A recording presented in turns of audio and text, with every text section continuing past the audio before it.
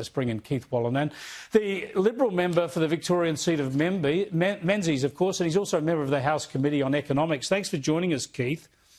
First up, big news really from the Coalition today in that you've decided to put up amendments but not oppose the broken promise tax cut plan that Labor's putting to Parliament.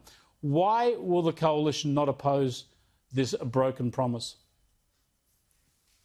Thank you for having me, Chris. And it is a big day. It's the first day back at Parliament for 2024.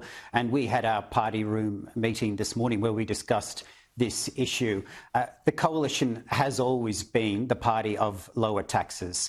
And that's what's driving our decision here. But we do so recognising that this is one of the worst broken promises that we've seen in politics in recent memory. And we will pass this with the government, but hold them to account. We will also seek to make it a better proposal along the way, but we don't hold out hope that they will be backing that.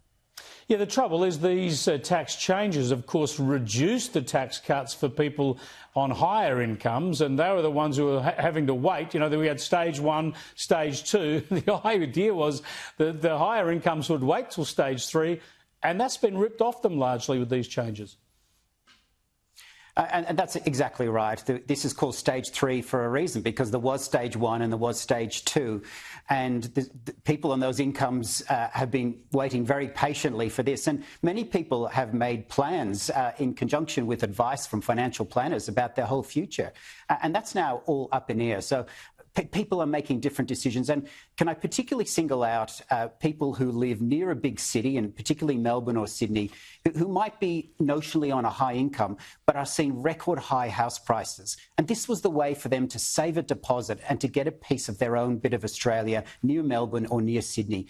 They're now wondering if that's even further out of reach. Yeah, now tell us about the tax scales in the future, because this wasn't attempted to some significant reform. Under the law as it is now, stage three would have seen that everybody from $45,000 a year right up to $200,000 a year would pay no more than 30 cents in the dollar of tax, so that people would be rewarded for promotions and second jobs and the like rather than penalised. But now Labor are bringing back in or hanging on to this 37 cents in the dollar tax scale that will cut in a lot earlier. Is that a tax scale that the Liberals the Coalition will commit to getting rid of sometime soon when you're in power? Well, there's two parts to the question that you've put. The first is that it was real reform, and it's not just lower tax across a wider range. 30 cents is a key marker because many people structure their tax affairs through companies and trusts so that they can reduce tax.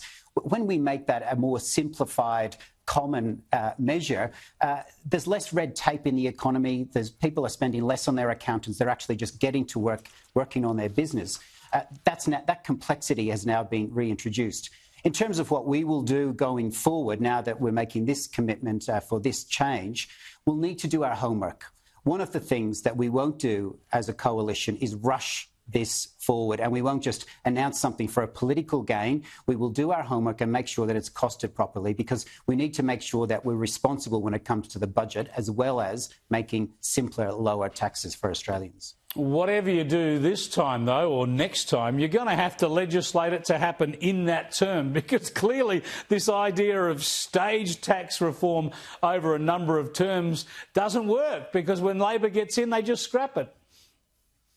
You know what, Chris, that's a fair cop, and I think that is a lesson that should be drawn from this. If we believe in a reform, if we back the reform, do it in the term of Parliament that we're actually in. Thanks for joining us, Keith. That's all the time we've got for you today. I appreciate it. Keith Wolahan there.